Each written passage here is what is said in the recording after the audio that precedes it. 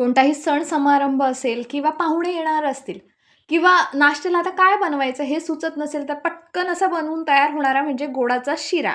तर आज मी एकदम मऊ लुसलुशीत आणि रसाळ असा शिरा बनवतीये. बऱ्याचदा काय होतं, शिरा बनवून ठेवला ना की थोड्या वेळाने तो एकदम असा कडक असा होतो. तर ते होऊ नये म्हणून काय करायचं हे आज आपण ह्या व्हिडिओमध्ये बघणार आहोत. तर नमस्कार, मी आरती आणि आरतीज किचनमध्ये तुमचं सगळ्यांचं खूप खूप मनापासून स्वागत. सगळ्यात पहिल्यांदा एका भांड्यामध्ये मी पाणी गरम करत ठेवणार आहे शिऱ्यासाठी लागणारं. तर त्याच्यासाठी 3 वाट्या पाणी घेते इथे. आपल्याला सगळे जिन्नस एकाच वाटीने मोजून घ्यायचे आहेत. तर इथे मी 3 वाट्या पाणी पातेल्यात घालून घेतलं आहे आणि एका बाजूला गरम करत ठेवणार आहे. हे बारीक गॅसवर ठेवते. त्याच्यानंतर इथे एक कढई घेतलेली आहे आणि कढईमध्ये थोडंसं 2 चमचे तूप घालून घेते. इथे हे जे तूप आहे ना, हे मी अर्धी वाटी तूप बाजूला काढून घेतलेलं आहे आणि जसं जसं लागणार तसं थोडं थोडं घालत जाणार आहे. त्याच्यानंतर इथे मी ड्रायफ्रूट्स घातलेले आहेत तुपामध्ये आणि गॅस जो आहे तो बारीक गॅसवरच हे ड्रायफ्रूट्स सगळे भाजून घ्यायचे. मग छान असे भाजले जातात ते. तर इथे छान असे तुपामध्ये परतून परतून भाजून घेते. इथे मी काजू, बदाम आणि भोपळ्याच्या बिया घेतलेल्या आहेत. भोपळ्याच्या बिया मी घरात सगळ्यांना आवडतात म्हणून घातलेल्या आहेत. तुम्हाला जर बाकीचे ड्रायफ्रूट्स आवडत असतील तर ते घातलेत तरी चालू शकतं. तर इथे छान असे भाजलेले आहेत सगळे ड्रायफ्रूट्स आणि ते मी काढून घेते एका वाटीमध्ये.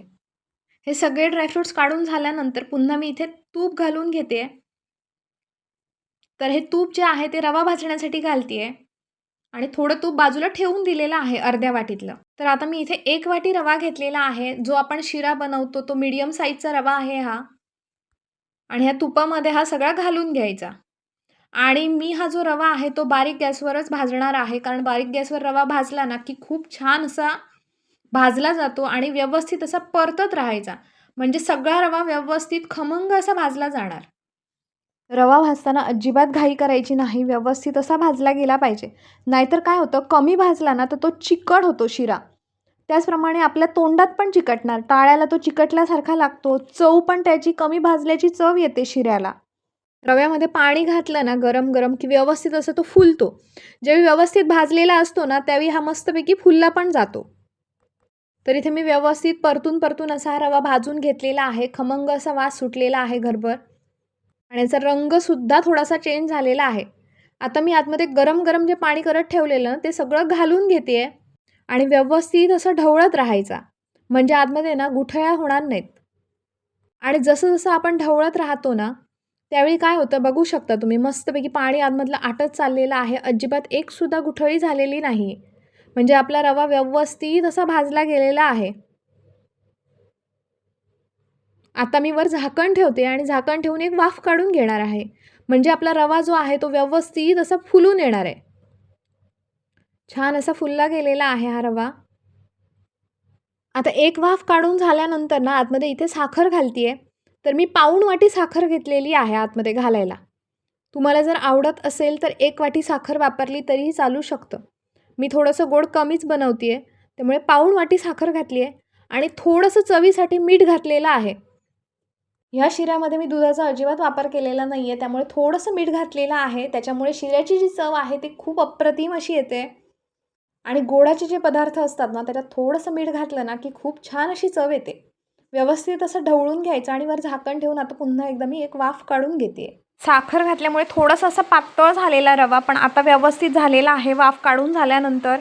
म्हणजे छान असा फुलला गेलेला आहे तो. मस्त मऊ लुसलुशीत पण झालेला आहे. अर्धी वाटी तूप घेतलेलं ना त्याच्यातले इथे 4 चमचे तूप बाजूला काढून ठेवलेलं ते इथे आहे. तर त्याच्यातले 2 चमचे तूप मी आता इथे घालणार आहे.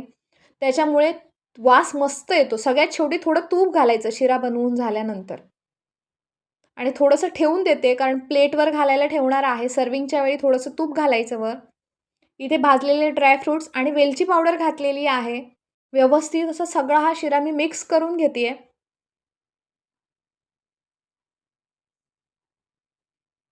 आणि पुन्हा एकदा झाकण ठेवते. आता पूर्ण आपला शिरा बनवून तयार झालेला आहे.